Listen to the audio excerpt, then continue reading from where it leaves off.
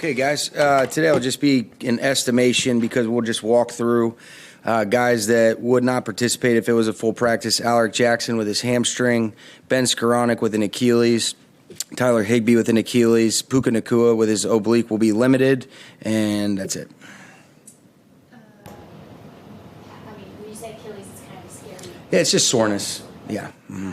Would you expect Alaric to be okay for some? I think we're going to find that out, so we're taking that a day at a time. He came in, he's feeling good, and I know that that's what he's hoping for, and that's certainly what we're hoping for too. What would be your plan if he can't go? We'll work through that. Sean, Go ahead, Sarah. around the 6-minute mark, the fourth quarter against the Bengals, you guys decided to punt on fourth down. Did you consider going for it? I did. Thought about it. Just didn't feel like it was the right thing. There were some struggles that we had on third down, and so had confidence in our defense at that point, and so that was kind of the thought process there. What is the process itself?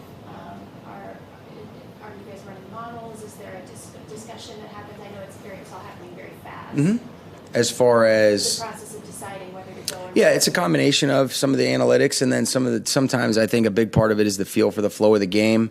A lot of it is, okay, what's the inventory that you would have? Where are you at in regards to who's available? What's your injury situation? And so certain models and metrics that I definitely believe in, but I also think there's a feel for the flow of the game, and then there's 22 moving parts. That's a huge factor to me. Anything new or on review of the Atwell run? Did you guys submit that to the league, or have you? No, it's kind of like consistent with what we've said. That was the call that they made, and we got to be able to do a better job in the red area of being able to finish those drives. And I think that was probably as big a factor in the game the other day as anything. When 2 out of your first 3 possessions, we missed the third down and 1 on the second possession. Had a chance there, and then on the first and third series where you get down into the tight red area, an area that we had been relatively good at for the first 2 weeks, weren't able to punch it in, and I think the whole dynamic of the game changes if we're able to finish those drives with touchdowns, and unfortunately we weren't able to do that. We hear a lot. We get feedback from fans like instantaneously and throughout the last few days, who are like, "Wow, that was a bad call. That changed the game. Something should have happened." Tim McVay would agree with you.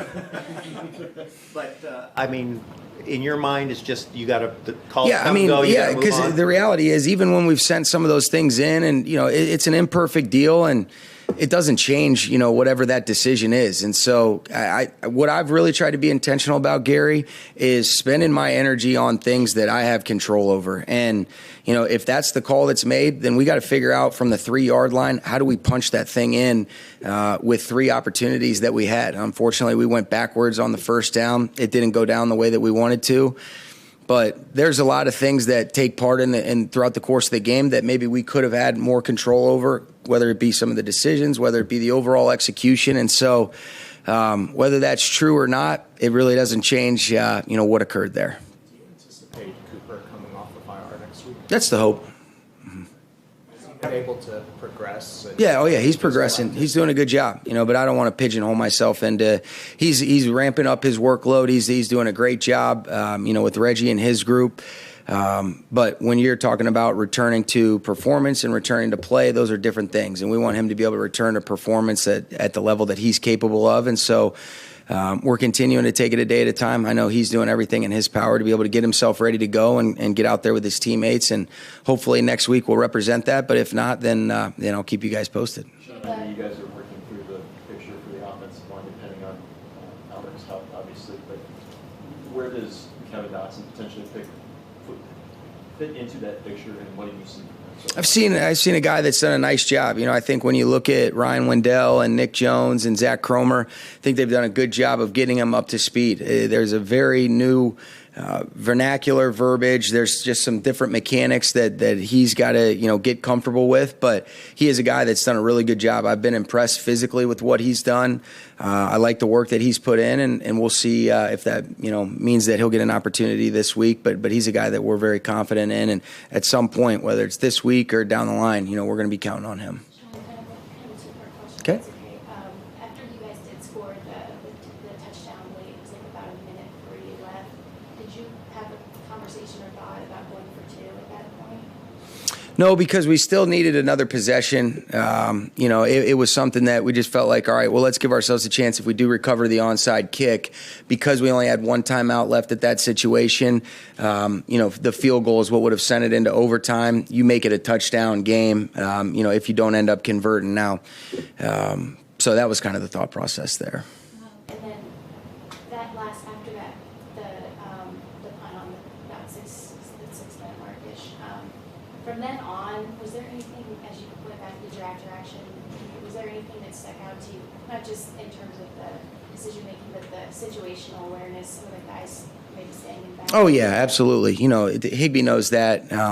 He's trying to get as much as he can, but you got to be able to get out of bounds. And it was one of those deals that there was a lot of uncharacteristic things that occurred. And so I think it always starts with, all right, are we providing the clarity? Is the communication and alignment? And I think some of the standards that we have, Jordan, it wasn't up to what we expect, particularly on the offensive side of the ball. And I think that's where you say, all right, let's not live in the past, but let's make sure we don't not acknowledge the things that we have to be able to get corrected moving forward that will be relevant situationally, circumstantially, based on some of the injuries like you asked me about after the game. And those are all things that we spent a lot of time trying to be intentional about figuring it out. And nothing's perfect, but yes, those were things that were addressed and things that we want to do a better job of. After getting to look at the tape, how do you feel Zach Thomas played jumping that left tackle? I think it was tough. I think it was a challenging situation. It was a tough atmosphere and an environment.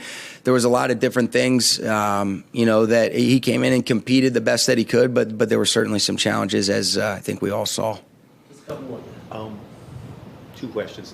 If Cooper, when he does come back, whether it's next week or after, how, if at all, will that change the offense?